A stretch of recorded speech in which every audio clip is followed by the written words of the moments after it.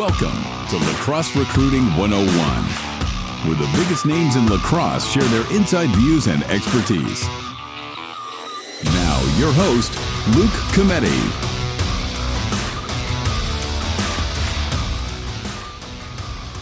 In this podcast, we talk with Eric Miccio, the head men's lacrosse coach at Onondaga Community College. Coming off his first year coaching, winning a national championship, Eric gives us a rundown of what OCC has to offer from a lacrosse standpoint and an academic standpoint.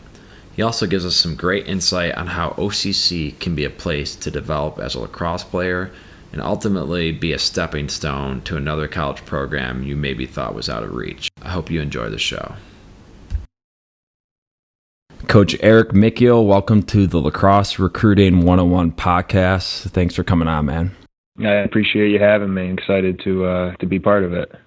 So I'm not going to lie, your first year as a head coach at OCC, you end with a national championship under the belt. I thought you might just hang it up and one and done. Where do you go from there? Yeah. No, I'm looking for my new venture in life now. So no, I'm just I'm just kidding. It was obviously it was great to get it done the first year, and those kids worked their tail off, and we went through some adversity, and it was definitely nice to come out on top for sure. Absolutely, and obviously I believe you'll have a long, successful coaching career. But as we get started here, can you just give us a little rundown about what OCC, and more specifically OCC men's lacrosse, kind of is all about and what it has to offer? Because myself, growing up in upstate New York, obviously, I've heard all about OCC growing up and just being from the area. And I think most people from New York in general, even the Northeast, know a lot about OCC. But, as lacrosse is growing, you got people, who are interested in lacrosse all over the country. And someone from maybe Texas or California may not know what OCC is and what it's all about. So if you could give a quick rundown about what you got going on there. Yeah, absolutely. So, junior college athletics in general it's obviously a 2-year program, and a chance for guys to whether it's getting their grades together, getting another opportunity to prove that they can do the right things on and off the field, or whether they come from an area where it's not a traditional hotbed. It gives them an opportunity to be on a platform, to play at a very high level with some high level players, and put it all together and really work on the things that they need to work on in order to become complete student athletes. That's what OCC, from a broad spectrum, kind of offers. The opportunities that it can give you are, out there for sure. Yeah. But, now where OCC's at, it's more of a, when we were back in the day, it was more, hey, local guys who didn't do too hot or maybe want to save a couple bucks are going to stay at home and play at OCC. But now the brand is built into something where, we're getting kids from all over the country, and kids who are looking for a shot, and kids who want to play at a high level and chase a championship while, working on some of those things so that they can get to the next level. Absolutely. And as what you said about, top level players, top level talent. I mean, I just think back to when I was at Syracuse, we would scrimmage OCC preseason, and we had some serious battles. And, we got to remember OCC is mainly, freshmen, sophomore, maybe 18, 19, 20-year-olds. And they're going against 4-year, top program like Syracuse. And they were close games every time. So, I mean, you get some serious talent even back when I was in college. So I'm sure it's only gotten better. I mean, you guys have won, 9 out of the last 10 national championships? Yep, that's right.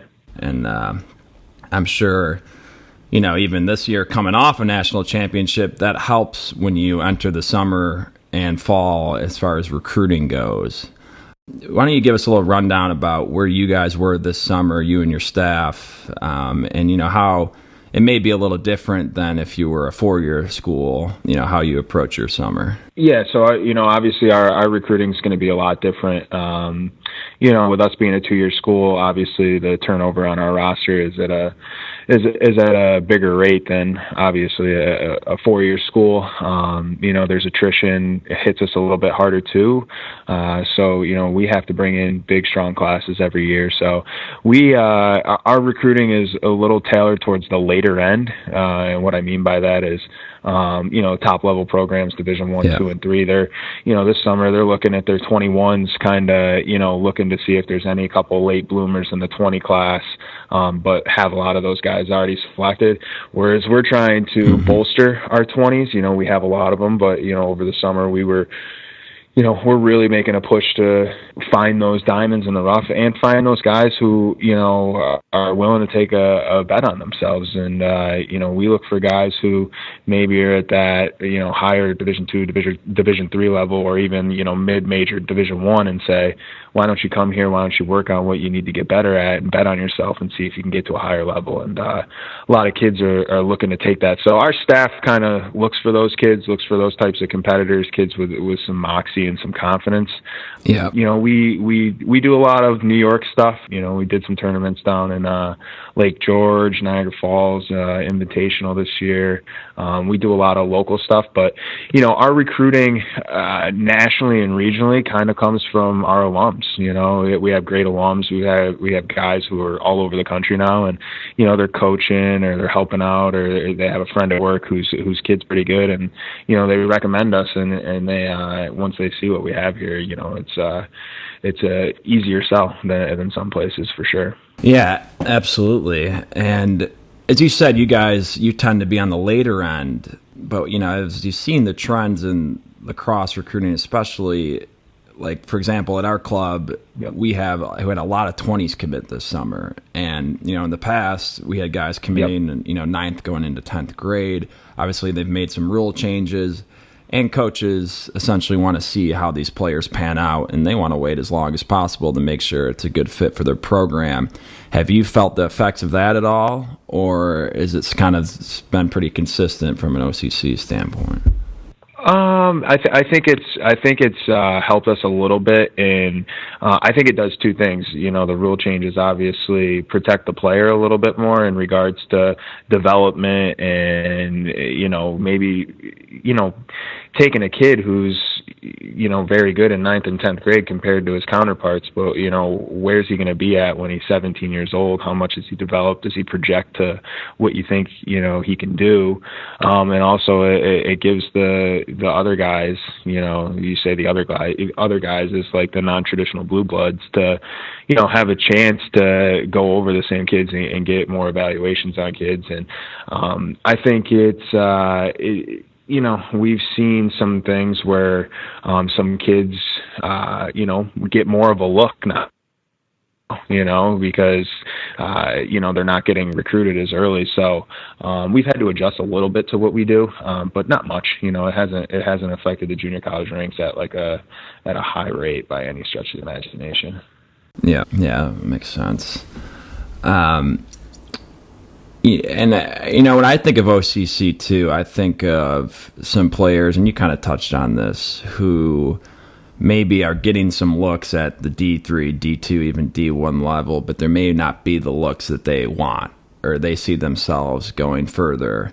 And I think OCC is a great way, as you said, to develop and to transition, to play at those last 2 years at maybe that school they wanted to, if they really end up panning out.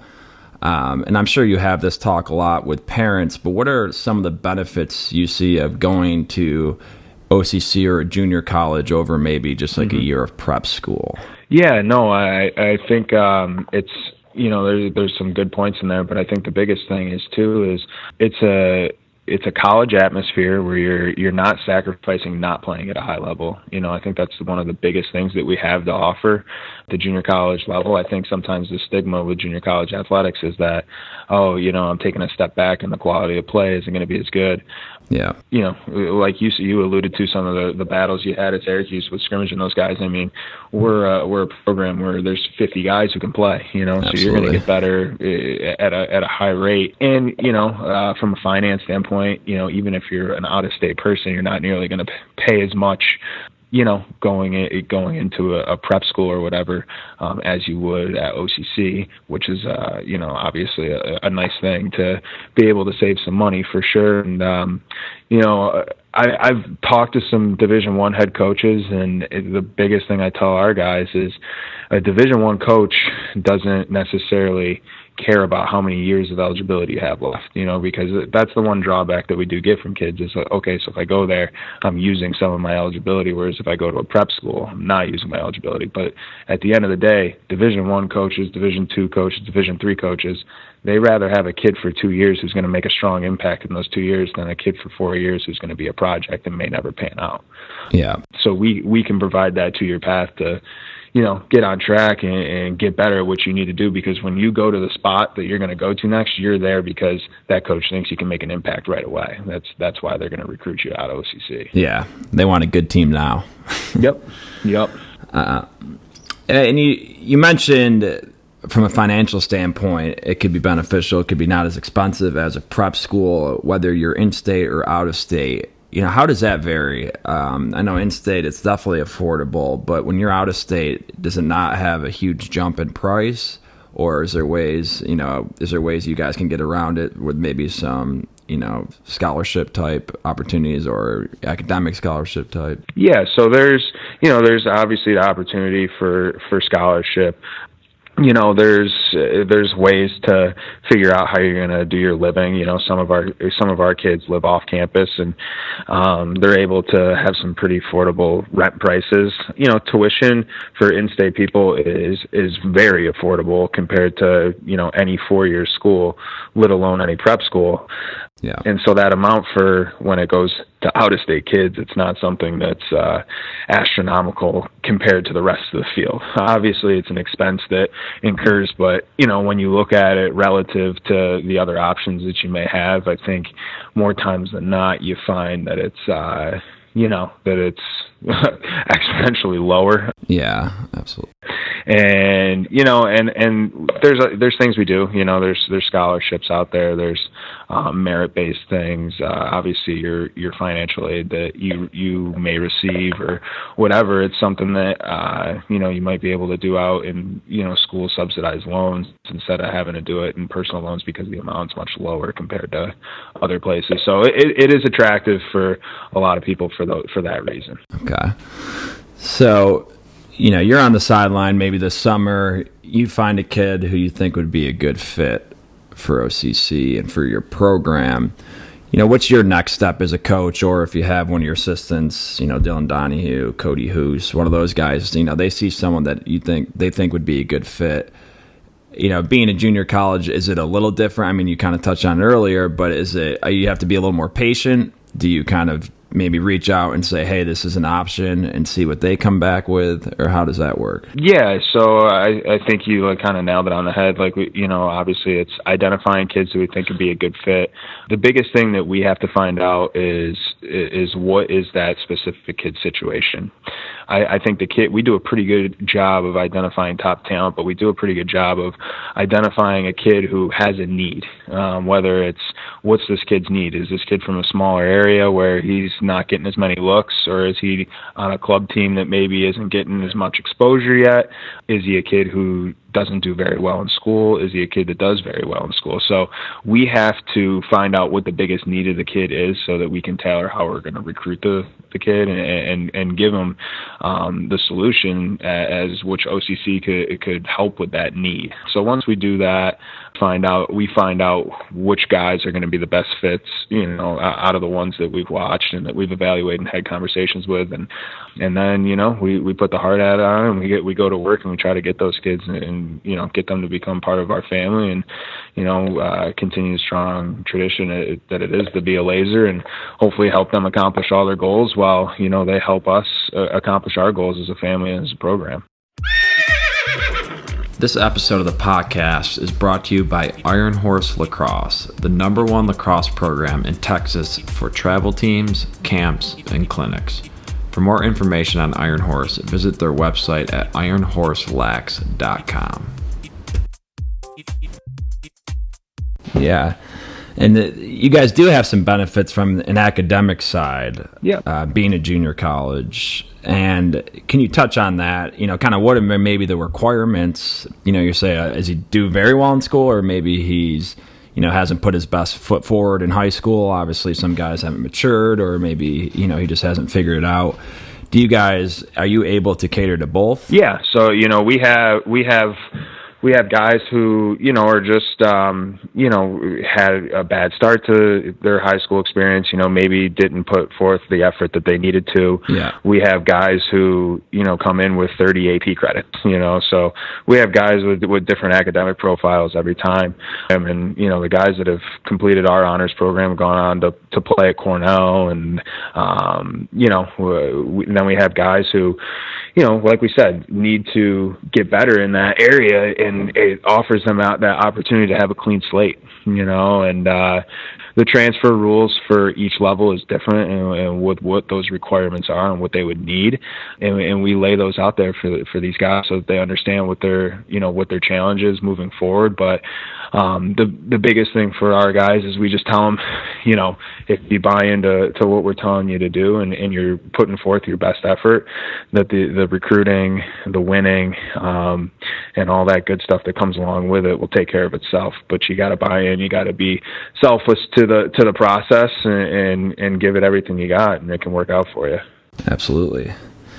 So you found you or one of your staff members finds a player that catch your eye. What is your next step?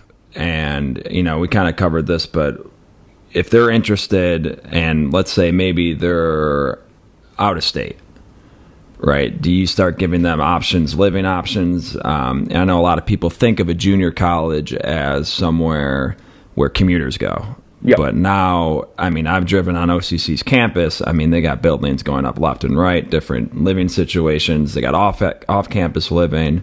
Are people, do they tend to be surprised with the amount of options you guys offer, and how easy it is for someone who's not in the area to go and attend OCC and play for you guys? Yeah, I think you kind of actually touched on the biggest point of that whole process when you said it. Like, you drove through campus and you saw, all the expansion and how of an exciting time it is to be up at OCC. So our biggest goal is for an out-of-state guy is to get him on campus. We need, our goal is to, every guy that we identify that we want, like, our main goal is, let's get him on campus, let's get the family on campus so that they can see all the amenities that we offer and all the special things that we have, so that we can kind of break that stigma of, commuter community college. We have your traditional dorm style living, we have townhouse living, we have apartment complexes that are not affiliated with the school that are right across the street. So, we have so many options that can tailor to so many different needs, that our biggest goal is just to get them there so that they can see it for themselves, instead of, hearing it from over the phone, so that that kid and that family can be comfortable with what we offer. Yeah. So, player likes what he sees. You get him set up, let's say on campus his first year. And obviously this was your first season. This past season, you're heading into your second season. But you went to OCC. You won a couple national championships, and you've seen what type of players tend to pan out at OCC, and what type of players maybe it doesn't work out for. Can you touch on that a little bit? Like, if you're going to enter OCC, what's kind of the attitude you have to have, and what are things, not just from a lacrosse standpoint, from a school standpoint, that you need to be ready for if you want to be successful? Yeah, you got to understand that, once you get to OCC, a lot of guys are there for a reason. They're there for whatever it may be, and they're using OCC to get to the next spot that they want to go to. And I think you have to be cognizant of that, and you have to know that obviously that you do have a self agenda while you're there. Yeah. But the guys that struggle are the guys that are constantly worried about what's next, and constantly worried about their self-interest. Guys that are extremely successful here, they know and they believe that OCC has all these great resources in this wonderful program, that if they can check in their ego at the door, not worry about the name on the back, but the old cliche, the name on the front, and believe that guys can do great things if they just play for one another and they do everything on and off the field that they need to do for one another, that all that stuff will take care of itself. So the guys that believe that are normally very successful. Yeah, and that sounds like it would be pretty on par with most college lacrosse programs. I mean, even when you were coaching at Oswego, I'm sure it was kind of, a similar mindset. Yep. And, obviously check the egos at the door. You're there as a team, right? Lacrosse is a team sport. And then, if you kind of attack your whole college experience, using everything that OCC has to offer, whether it's academic help, lacrosse help, and then also be willing to kind of give back and to be part of that team, those tend to work out no matter where you go, and probably any organization for that matter. Yep, and it's just it's an awesome place to really see that come to fruition for kids, because like we said, our guys, probably more so than most places in the country, we have a lot of guys with self agendas, and rightfully so. Yeah. So watching that from day one to the last day is a special thing. It's 50 guys, 60 guys who are like, okay, I'm here. I got to get better. I got to get better in this area. I'm going to give everything I have in these areas, and I'm going to continue to work on the things that I'm not great at. And once you see that come together, it's a very rewarding thing for myself and my staff to watch, and it was a lot of fun this past year. Awesome. So you get a player who does buy into the system. He ends up being a great player for you, and maybe he's coming into his second season, or actually, I'm not even sure. But obviously, I'm sure you hope, and the players hope, that OCC is not their last stop, especially from lacrosse standpoint. So you play a little of both sides, where not only are you recruiting players to come play for you, but then you almost have to play the part of, hey, this kid's a good player. You need to start talking to some four-year schools so they can finish their career.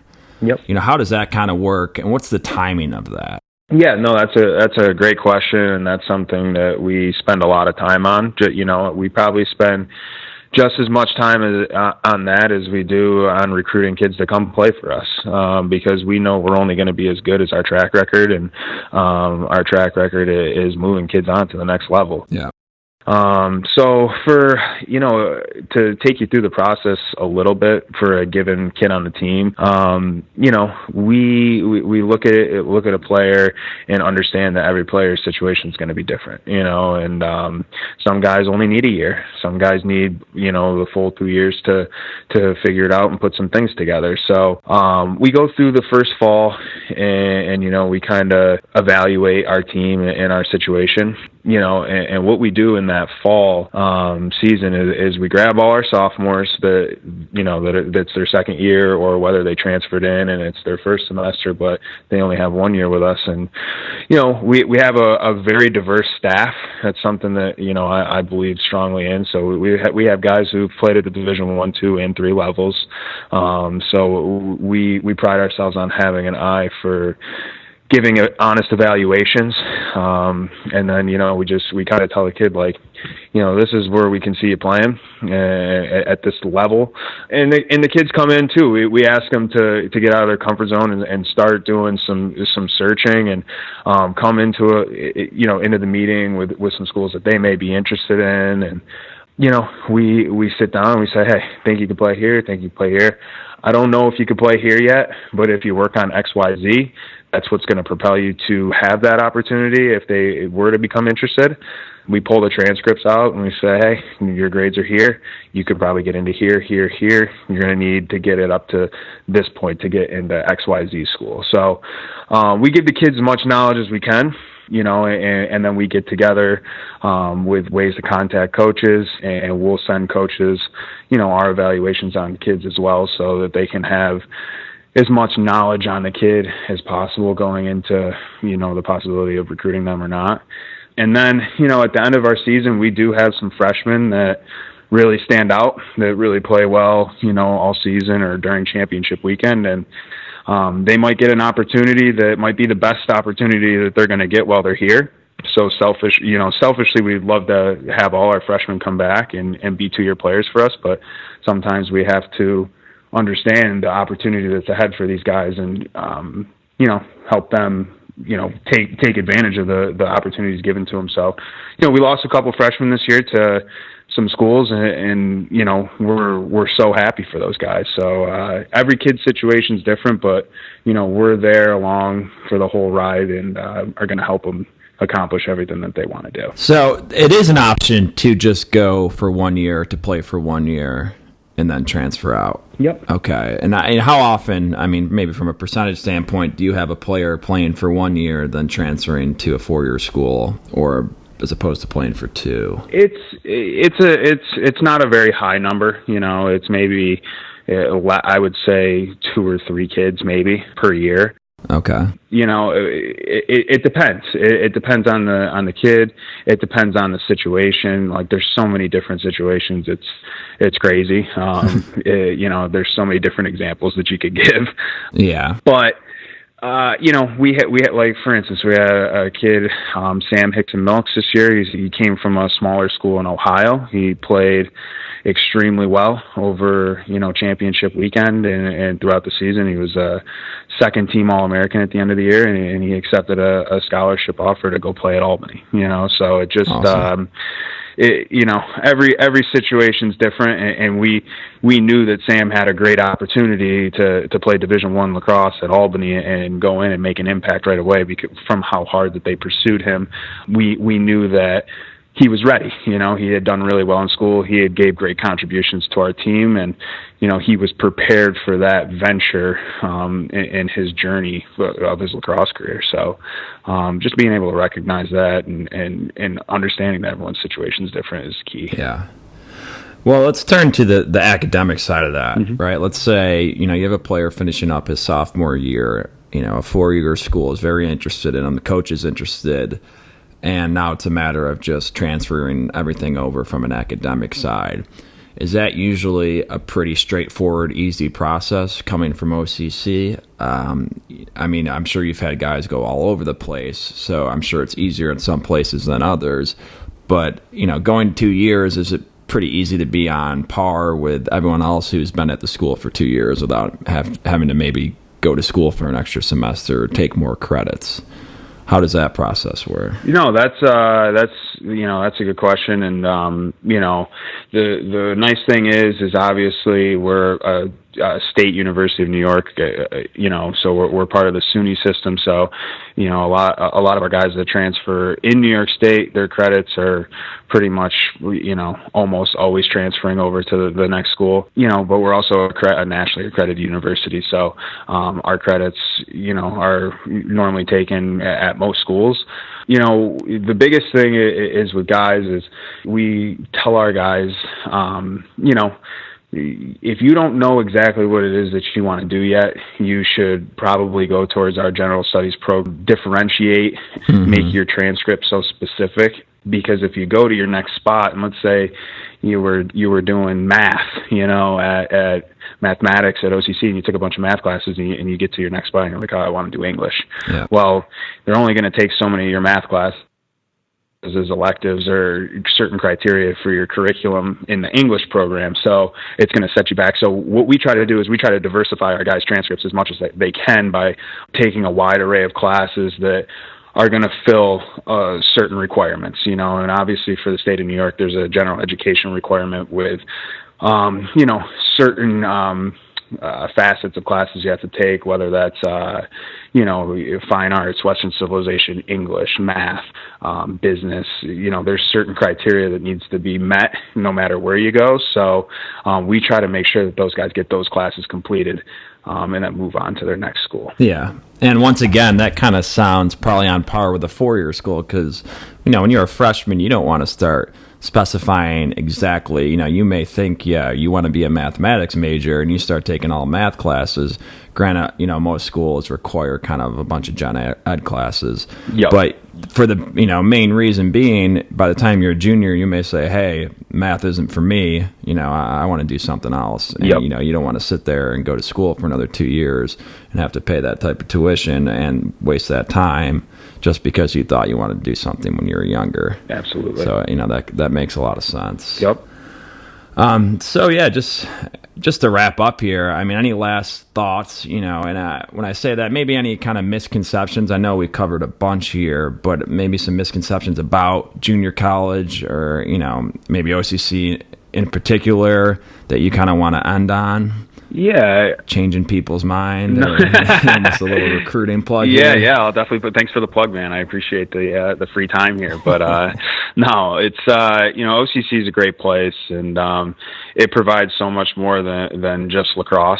Obviously, it's a high level of lacrosse, and we think we can compete with a lot of teams in the country at all levels. Yeah. But the biggest thing, for us is to end the stigma of community college, in that it's just for people who don't do well in school or whatever it is. It's what's great about OCC. It's an opportunity for every individual to get better at whatever it is they need to get better at, and giving them a big platform and a lot of resources at the same time to go and accomplish great things. There's just so many guys that have gone through the program and are doing great. They got families and cool jobs, and a lot of them are playing pro lacrosse. And it's just it's a great place to launch your career, and launch your lacrosse career, your academic career, and your social career, with your friends and family members that you're going to make along the way. It's a brotherhood that runs pretty deep throughout the lacrosse world for sure. And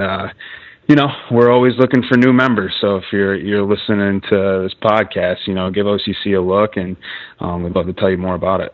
Very well said. Coach Eric Miccio, once again, thanks for coming on, and obviously best of luck here this fall and into the 2020 season. Thanks a lot, Luke. I appreciate it.